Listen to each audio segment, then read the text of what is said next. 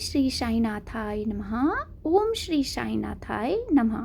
श्री साईं सचरित्र मूल ग्रंथ।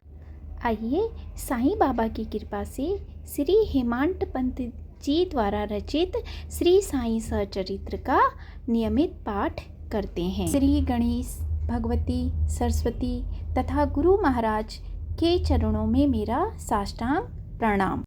फिर अपने कुल देवता श्री सीतारामचंद्र जी के चरणों में मेरा साष्टांग नमन। अंत में श्री सच्चिदानंद सद्गुरु श्री साईनाथ महाराज के चरणों में नतमस्तक होकर उनकी स्तुति करता हूँ। अध्याय 7 साईं बाबा क्या थे। आओ चलो स्मरण करें और पूर्व कथा के साथ उसका संबंध जोड़ें कि बाबा को पुराने मंदिरों का जीर्णोद्धार कितना प्रिय था।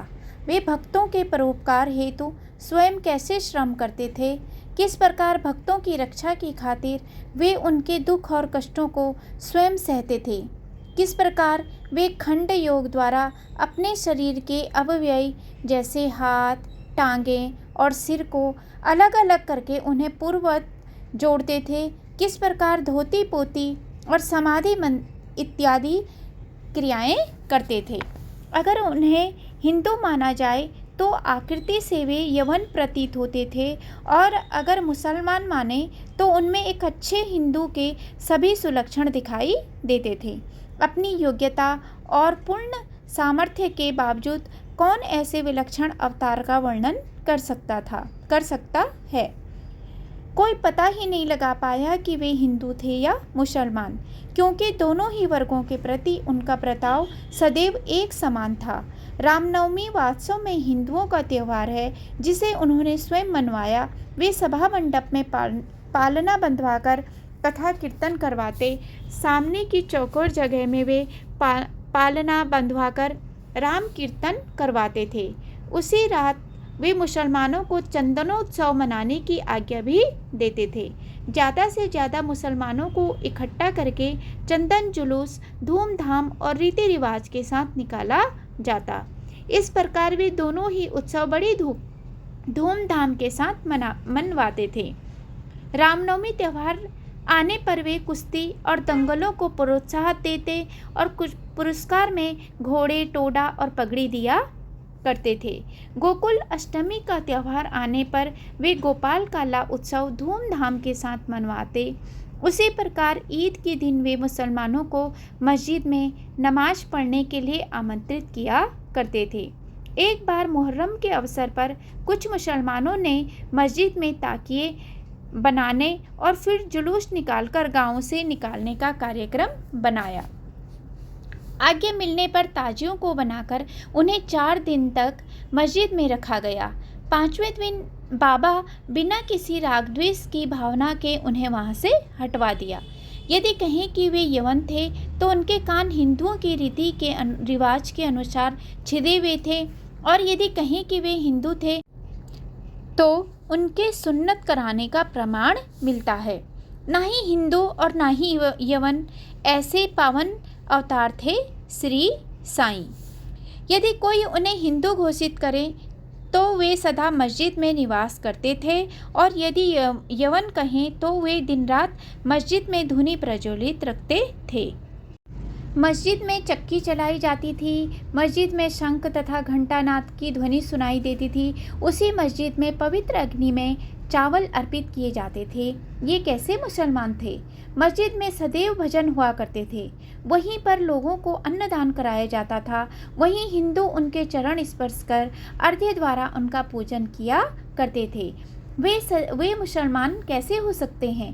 यदि कोई कहे कि वे मुसलमान थे तो फिर कुलीन ब्राह्मण और अग्निहोत्र भी अपने सोवेले में अपना अभिमान त्याग कर सदा उनको साष्टांग क्यों किया करते थे। इसीलिए मन ही मन सभी आश्चर्य करते थे। जो उनके विषय में पता लगाने आया उन्होंने भी इसी प्रकार आचरण किया। बाबा के दर्शन के बाद वे भी मोहित हो गए। यथार्थ में जो सदा के लिए हरि ईश्वर की शरण में आ जाता है उसे हिंदू या मुसलमान कैसे कहा जा सकता है? चाहे वो शूद्र हो या अति शूद्र, चाहे वो बिना जाति का हो, उसका मूल्यांकन करने के लिए उसकी जाति मापदंड नहीं होती। जिसे शरीर का अभिमान ही न हो और जो हिंदू मुसलमानों के सभी वर्णों को एक समान समझता हो, वह जाति पाति में भेदभाव कैसे कर सकता है? फकीरों के साथ बैठकर वे मांस का सेवन किया करते थे और अवसर आने पर मछली का सेवन भी करते थे। उनके भोजन पात्र में अगर कुत्ते भी मुंह डालकर स्वतंत्रता पूर्वक खा लें तब भी उन्हें कोई आपत्ति न होती थी। हर किसान वर्ष भर में हुई फसल में से काफ़ी मात्रा को बचाकर रखता है ताकि अगले वर्ष अनाज की कमी होने पर उस कमी की पूर्ति की जा सके। उसी प्रकार बाबा भी गेहूं की एक बोरी हमेशा संभाल कर रखते। पिसाई के लिए मस्जिद में चक्की थी और मक्का छानने के लिए ढक्कन भी था। जीवन में जरूरी वस्तुओं की कोई कमी नहीं थी। सभा मंडप में एक सुंदर और खास तुलसी वृंदावन था। वहीं पर लकड़ी का एक रथ था जिसमें नक्काशी द्वारा चिन्ह बनाए हुए थे। यह रथ बाबा के भक्त बाला साहेब रेगे, दाजी साहेब अवस्थी आदि ने संस्थान को भेंट किया था। गत जन्मों के शुभ संस्कारों के परिणाम स्वरूप ही हमारी भेंट ऐसे संत से भी है जो ईश्वर के अवतार हैं। उन्हें दृढ़ता से अपने हृदय में बसा लो ताकि मरते दम तक हम उन्हें खो न सकें। यह पूर्व जन्मों में एकत्रित शुभ कर्मों का ही फल है कि हमें श्री साईं चरणों की शरण में आने का सौभाग्य प्राप्त हुआ है, जिससे हमारा चित्त शांत हुआ है और हम सांसारिक चिंताओं और प्रपंचों से मुक्त हुए हैं। आने वाले दिनों में चाहे मैं कितनी ही महान सुख संपदा का अनुभव क्यों न करूं, श्री साईं समर्थ की श्री चरणों में बैठकर मुझे जिस आनंद व सुख का अनुभव हुआ है वह मुझे दोबारा नहीं मिल सकता। बाबा स्वयं में आनंद मग्न व तल्लीन थे। वे यथार्थ में अखंड सच्चिदानंद थे। मैं उनकी महानता और अद्वितीयता का वर्णन कैसे कर सकता हूँ। जो भी साईं के श्री चरण कमलों की शरण लेगा उसका विश्वास उनमें दृढ़ हो जाएगा और उसे आत्म साक्षात्कार की प्राप्ति होगी। दंडधारी और हिरण की छाल धारण किए हुए सन्यासी जो हरिद्वार जैसे तीर्थ स्थानों में रहते हैं, तपस्या करने वाले धार्मिक साधक, इस संसार का त्याग करने वाले उदासी और अन्य मुमुक्ष जन श्री साईं बाबा के पास आया करते थे। बाबा भी सदैव उनके साथ चलते फिरते, उठते बैठते, उनसे वार्तालाप कर उनका चितरंजन किया करते थे। अल्लाह मालिक सदैव उनके होठों पर था। उन्हें वाद विवाद और मतभेद पसंद नहीं था। उनका सटका सदैव उनके हाथ के समीप ही रखा रहता था। प्रवृत्ति से वे सन्यासी थे। वे शांत थे। मन तथा इंद्रियां उनके वश में थी। उनके शब्दों से वेदांत की शिक्षा का प्रवाह होता था। अंत तक कोई भी न जान सका कि श्री साईं बाबा वास्तव में कौन थे। उनके लिए राजा और रंक एक समान थे। अमीर और गरीब दोनों उनके लिए बराबर थे। वे लोगों के अच्छे बुरे कर्मों और गुहा व्यापारों की पूर्णतया जानते थे और जब उन गुहा रहस्यों की तरफ थोड़ा सा भी इशारा करते थे या उन्हें स्पष्ट करते तो भक्तगण विस्मित हो जाते थे। स्वयं ज्ञानावतार होकर भी वे सदैव अज्ञानता का प्रदर्शन किया करते थे। संसार में अपने लिए पहचान बनाने और आदर सत्कार पाने के लिए कोशिश करने से उन्हें सदैव अरुचि थी। श्री साईं बाबा का ऐसा वैशिष्ट्य था कि बाह्य दृष्टि से तो वे शरीरधारी थे, परंतु कर्मों से उनकी ईश्वरीयता स्पष्ट झलकती थी। लोगों का ऐसा दृढ़ विश्वास था कि शिरडी में ईश्वर का अवतार थे। अरे बाबा के अद्भुत चमत्कारों का वर्णन मुझ जैसा अज्ञानी कैसे कर सकता है। बाबा ने शिरडी के प्रायः सभी मंदिरों और मूर्तियों का जीर्णोद्धार करवाया। शिरडी में तात्या पाटिल के द्वारा शनि, गणपति, शंकर, पार्वती, ग्राम्य देवी और मारुति मंदिर ठीक करवाए। दक्षिणा के रूप में जो धन बाबा लेते थे उसका कुछ भाग धर्मार्थ कार्यों हेतु दे दिया करते थे और बाकी का लोगों में बांट देते थे। किसी को 30 रुपये, किसी को 10 या 15 या 50 रुपये। इसी प्रकार प्रतिदिन बाबा इच्छानुसार और उत्साह के साथ रुपये वितरण किया कर देते थे। यह सारा धन दक्षिणा में मिलता था। प्राप्तकर्ता भी उसे शुद्ध दान समझकर ग्रहण करते थे। बाबा की भी सदैव यही इच्छा थी कि वह धन अच्छे कार्य में ही खर्च हो। बाबा के दर्शन से भक्तों को अनेक प्रकार का लाभ पहुंचता था। उनके दर्शन मात्र से अनेकों निष्कपट और स्वस्थ हो गए। दुष्ट आत्मा पुण्य आत्मा में बदल गए, अनेकों कुष्ठ रोग से मुक्त हो गए और अनेकों को मनोवांछित फल की प्राप्ति हो गई। बाबा के चरणों में प्रणाम करने मात्र से यह हुआ। किसी प्रकार के अंजन, औषधि या जड़ी बूटी का सेवन किए बगैर बहुत से अंधों को पुनः दृष्टि प्राप्त हो गई। पंगुओं की पंगुता नष्ट हो गई। बाबा की शक्ति और महानता अपार है, कोई भी इसका अंत नहीं पा सकता। उनकी कीर्ति सुनकर उनके दर्शनार्थ यात्रियों के झुंड चारों दिशाओं से शिरडी आने लगे। सुबह शौचादि से निर्वित होकर बाबा सदा धुनी के पास ही समाधि में लीन होकर आसन जमाए रहते और वहीं विश्राम किया करते। वे ऐसा कभी स्नान करने के बाद करते और कभी स्नान किए बिना ही समाधि में लीन रहते थे।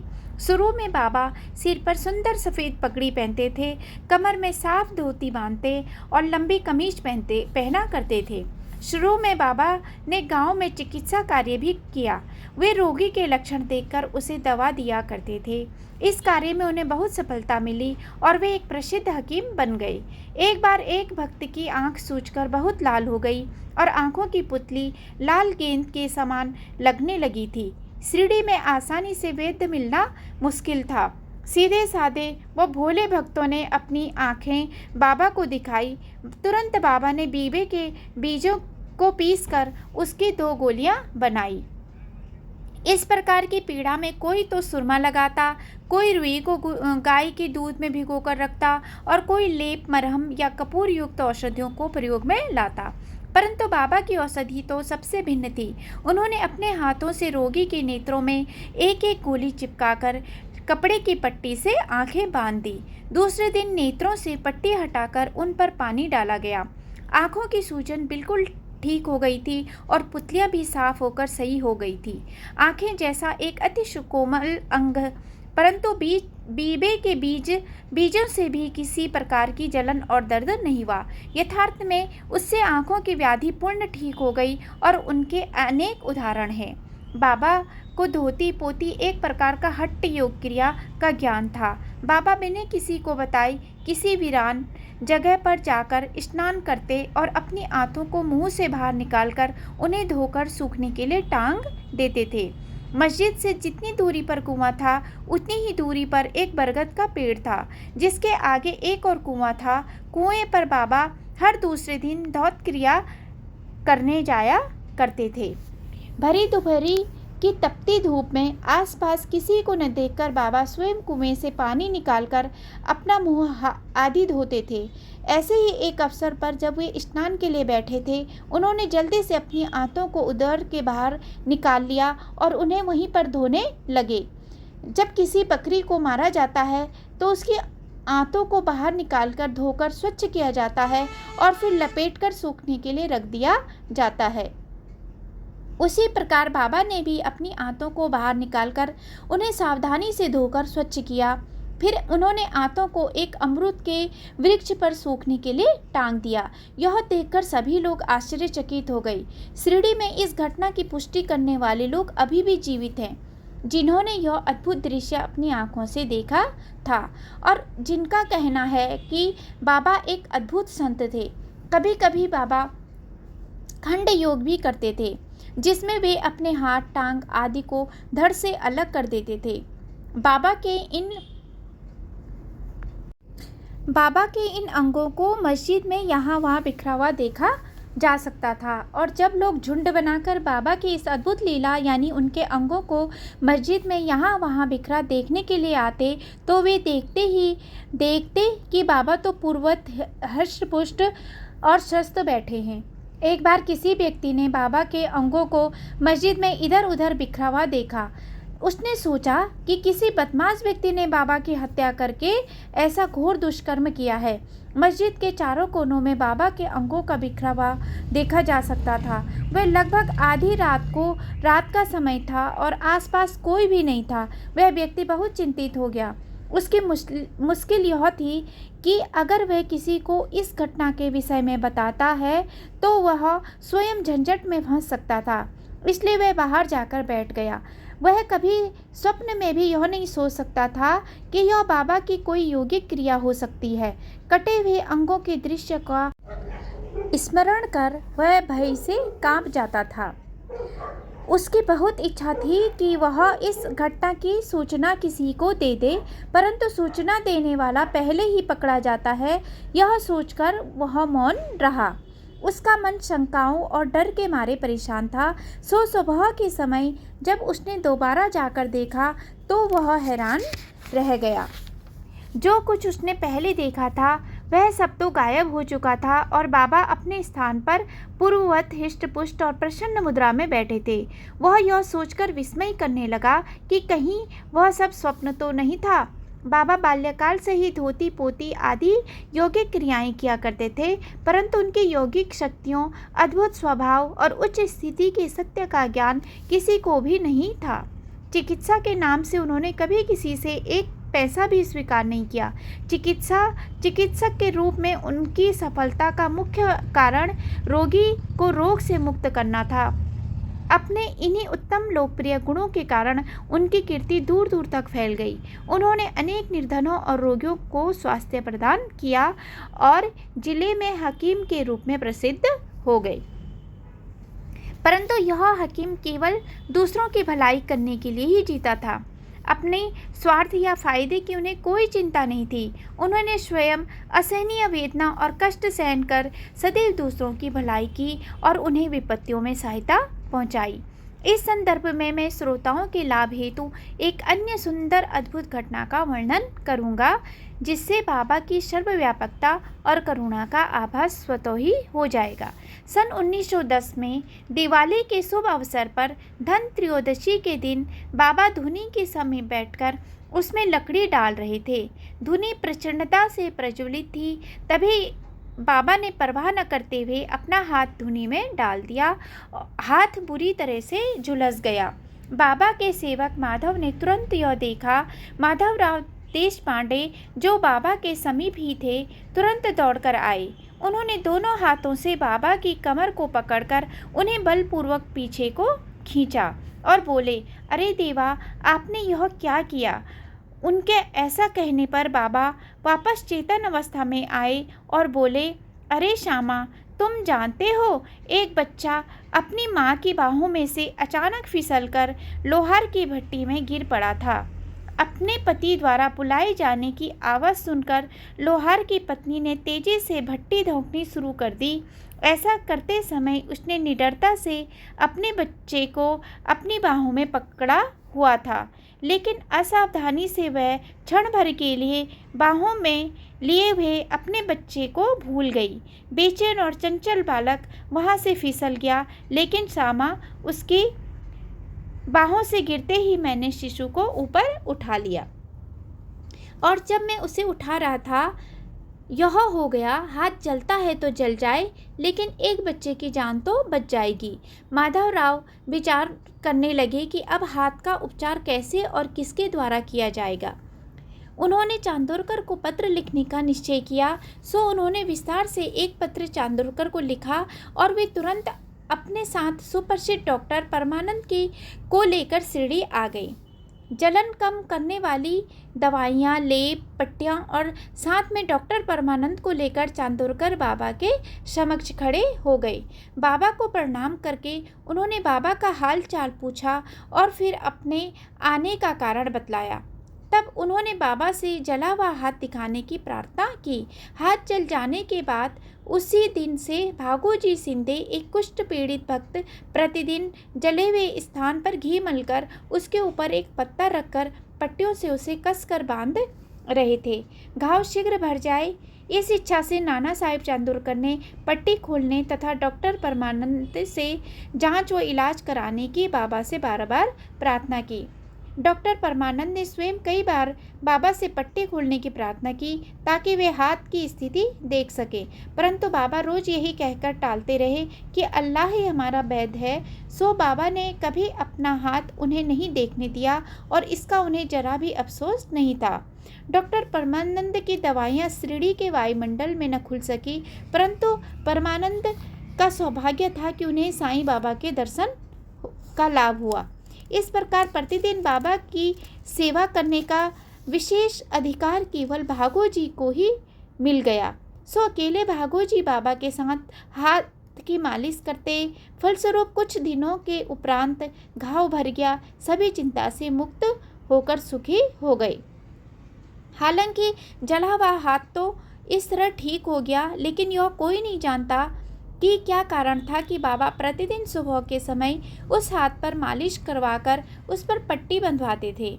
उस हाथ पर जहाँ न कोई जख्म था और न कोई दर्द था। प्रतिदिन प्रातःकाल वही क्रम, घृत से हाथ का मर्दन और उसके ऊपर पट्टी बांधने का क्रम श्री साईं बाबा की समाधि पर्यंत इसी प्रकार चलता रहा। पूर्ण सिद्ध साईं को भागोजी की ऐसी सेवा की कोई आवश्यकता नहीं थी, परंतु भक्तों के प्रेमवश उन्होंने भागोजी की यह सेवा अर्थात उपासना नियमित तौर पर स्वीकार की। पिछले जन्मों में किए अनेक पाप कर्मों के फलस्वरूप भागोजी कुष्ठ रोग से पीड़ित थे, लेकिन यह उनका सौभाग्य था कि उन्हें बाबा की शरण में आने का सुअवसर प्राप्त हुआ। प्रतिदिन जब बाबा लेंडी को जाते तो भागोजी उनके पीछे छाता लेकर चलते थे। उनका पूरा शरीर खून से भरे घावों से भरा हुआ था, फिर भी वे बाबा के प्रमुख सेवकों में से एक थे। रोज जब बाबा धुनी के समीप खंबे के साथ टेक लगाकर आराम से बैठते तो भागोजी स्वयं उनके सेवा के लिए उपस्थित हो जाते थे। हाथों और टांगों पर से पट्टियां हटाकर वे शरीर के उन हिस्सों पर घी मलकर उनकी मालिश करते थे। भाग्य ऐसी सेवा किया करते थे। पिछले जन्मों में किए अनेक पाप कर्मों के फलस्वरूप भाग्या कुष्ठ रोग से पीड़ित थे। उनका शरीर घावों से भरा हुआ था, फिर भी वे बाबा के परम भक्त थे। कुष्ठ रोग के कारण उनके हाथ और पांव की उंगलियां गल चुकी थी और शरीर मवाद आदि से भरा हुआ था, जिससे दुर्गंध भी आती थी। यद्यपि बाह्य दृष्टि से वे दुर्भागी प्रतीत होते थे, परंतु बाबा का प्रधान सेवक होने के नाते यथार्थ में वे ही अधिक भाग्यशाली तथा सुखी थे।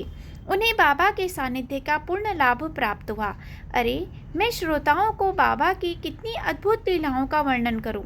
एक बार गांव में प्लेग की महामारी फैल गई। जरा सुनो कि तब क्या चमत्कार हुआ। अमरावती के श्री दादा साहेब खारबटे का छोटा पुत्र अपनी माँ के साथ शिरडी में बाबा की शरण का आनंद ले रहा था। छोटे से बालक को तीव्र ज्वर से पीड़ित देखकर माँ का हृदय बहुत दुखी था। इस कारण से वह बहुत व्याकुल हो रही थी। श्रीमती खारबटे भयभीत होकर घबराने लगी और वापस अपने घर अमरावती जाने का विचार करने लगी। शाम के समय उचित अवसर देखकर वे बाबा से आज्ञा लेने के लिए आई। संध्या समय जब बाबा वायु सेवन के लिए जाते वाड़े के समीप पहुँचे, तब महिला ने उनके चरण पकड़ लिए और उन्हें सारी बात बताई। स्त्रियां प्रकृति से जल्दी घबरा जाती हैं। उस पर बच्चे की कपकपाहट भी नहीं रुक रही थी।